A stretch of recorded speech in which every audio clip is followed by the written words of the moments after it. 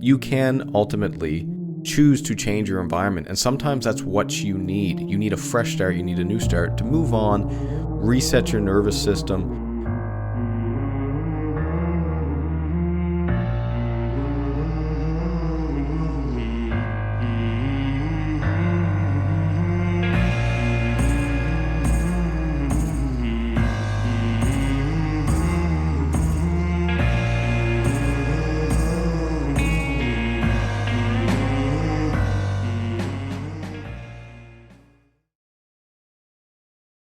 Hello, friends. That's right, a throwback to how I used to start podcast episodes for those strong Stoic OGs. Today I have a topic that is very new and recent to me. And this is why, the episode is about how when you start something new, be that a new role in a job, you're moving to a new city, maybe you're even starting a new relationship and you just finished one. These new big events in your life. There's kind of an uneasy feeling that comes with that naturally. And so I want to talk about that and why it's worth, when you're doing something new, when there's a change and you feel uncomfortable, why it's worth actually pushing through that to the next level. So our nervous system, our brain, our psychology, our philosophy, our perspective, however you want to phrase it, all of these things are primed to our current culture. Not necessarily our current culture, but the culture that we've spent recent time in is probably the better way of thinking about it. So as an example, if you're in a toxic relationship, and you guys fight all the time, you argue, you gaslight each other, you use things against each other that you shouldn't. And then you leave that relationship after, say, 1 year. And you go to another relationship immediately, which you shouldn't do, by the way. But let's say you do that, because it happens a lot. Your nervous system is primed to be in a toxic environment. And so every little thing that you hear your new boyfriend, girlfriend say, everything you see them do, is going to be looking through that lens of this person is toxic and we fight all the time and we use things against each other. And so you're going to be primed for that, and it's going to be really uneasy. In fact, that person, that new person, may even be perfect. They may be very kind, very gentle, they may care about you a lot. They may even love you. But because your nervous system is primed for this toxic relationship, you perceive everything they do in a negative way. And this really goes back to one of these really fundamental ideas about reality, and it's a really Stoic idea, and that is that we see the world through a particular lens. And we have power over that lens. Now, as I mentioned, going from an old environment to a new environment, yes, your nervous system is going to be primed. So a lot of times, and the Stoics accounted for this, you cannot control that initial response. So the new girlfriend, boyfriend you're dating, they do something. You can't control that initial impulse of, oh, this person is toxic and out to get me. But you can control after that. You can control what you say back, if you say anything back. You can control whether or not you go to therapy and maybe try and work some of these issues out. You can control saying, listen, I got to get away for a couple days because this is really bothering me. You can control your response, your reaction to that, but you cannot control that initial impulse. So that's very worth knowing. But to go back to that idea of your nervous system being primed for a particular environment, this is one of those things that's sad in some ways, but it's also comforting in others. You know, you hear these stories of people who go through tragic events, people who are victims, real victims in the world, and have had horrible things done to them, even in our current environment, even in America, in Canada. You know, people commit crimes and do terrible things. Call that trauma. And sometimes that trauma is so horrific, it's so intense, that after the fact, for years, sometimes even for the rest of people's lives, their nervous system is primed for that trauma, for that terrible, terrible event. And so things like not feeling safe, locking your windows at night, carrying a gun around, all of these things are just responses to that priming of your nervous system. And so that's the sad part of it. The sad part is that, it's hard to change once you've been through that, and it can affect how you see things, at least those initial impulses. It can make it harder for you to react appropriately when you get those impulses. Hey there. Let me thank you for being a listener to this ad-free podcast. If you enjoy the podcast, there are a few things you can do to help me out. A 5-star review on Spotify or wherever you're listening to this really does help, and it's free. You can also sign up for my Substack newsletter or Patreon. Substack free gets each episode emailed to you along with the transcripts in the form of an article.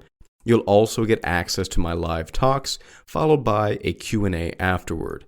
Substack Premium supporters and my patrons on Patreon get access to the recordings and a brief article of those Q&A sessions, access to full episodes of the Paradoxically Speaking podcast, my Steps to Success interview series, Stoic meditations, and much more.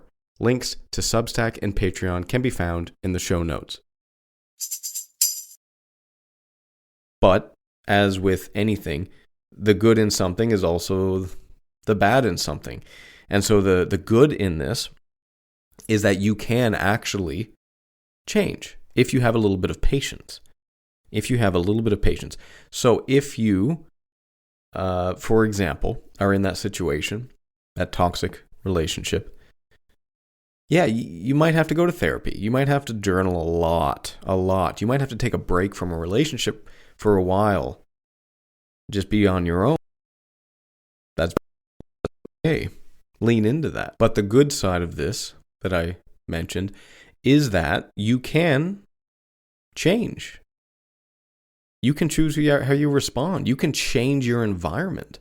You can change your operating system. You can unprime yourself and reprime yourself for something new. But you have to be aware of it. And that's the important thing. And that's where therapy really comes into play. Like if you're really struggling with something, therapy is great because it gives you a third-party perspective on what's going on with your life. And you're paying them so you don't feel bad about unloading all of your emotional baggage on them. So the pay part is actually a pretty important piece of that. All that to say that you can actually change your environment. And so let's talk about that a little bit. Sometimes these are things that you choose. You choose to, leave an old relationship, go into a new one. You choose to leave a company and go to another one. You choose to perhaps move cities. But sometimes these things you don't choose, such as those trauma events we talked about earlier. Sometimes life just punches you right in the throat and it hurts and you don't really know what to do about it. So what do you do in those situations? Well, again, it's the same answer. It's therapy and it's journaling and it's trying to understand that the impulse, you can put that aside and react differently. But also sometimes it's beneficial and sometimes essential to simply move out of your current environment. Because let's not forget that your nervous system is primed for a particular environment.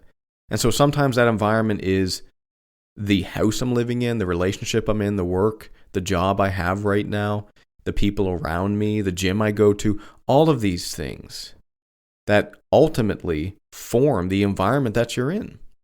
And so let's give a very simple example that'll really hit this home. If you have a traumatic event that happened at your gym that you normally go to, right?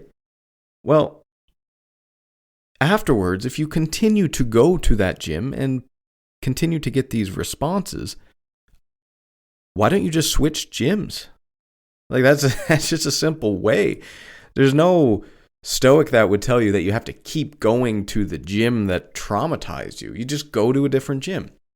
In a similar light, if something happened to you in a particular house, your home, yeah, I know it's crazy to move, but you might actually have to move, change your environment to get away from that environment and ultimately put you in a place where your nervous system can reset.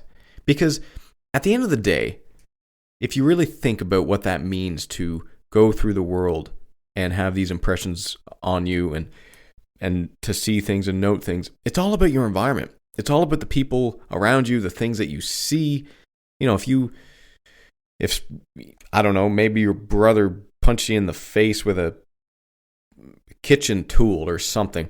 It's like every time you see that kitchen tool, you're gonna think about your brother grabbing it and smacking it with you, because there's a trauma associated with that. Whereas maybe you just throw out the damn kitchen spatula or whatever it was, buy a new one. I know that's a ridiculous example, but the main point is that you can ultimately choose to change your environment, and sometimes that's what you need. You need a fresh start. You need a new start to move on, reset your nervous system.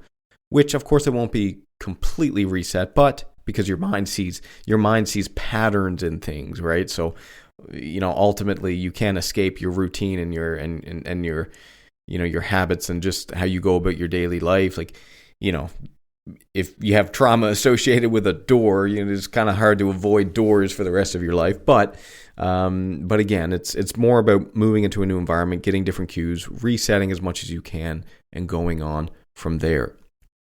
But I want to revisit that first point that I made right at the start about how your normal instincts are going to feel wrong, okay? Because you're in a new environment, because you've chosen to do something different.